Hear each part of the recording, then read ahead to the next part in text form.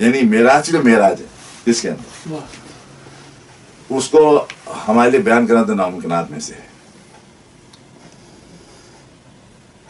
وہی ہے اول، وہی ہے آخر، وہی ہے ظاہر، وہی ہے باطن. اسی کے جلوے، اسی سے ملنے، اسی سے اس کی طرف گئے. سبحان اللہ. اس کو احمد رحمۃ اللہ نے سارا یہ بیان کیا.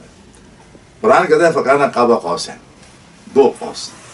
میں نے ڈائیگرام بنائی ہے، ایک قوس لا الہ الا اللہ کی اور ایک قوس ہے محمد صلی اللہ کی.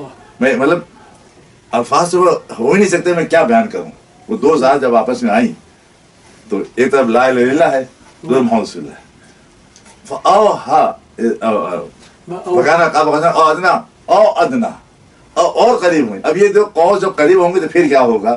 تو میں نے قوس ہٹا دی ہے، میں نے اوپر اللہ لکھا نیچے محمد لکھا. سبحان اللہ.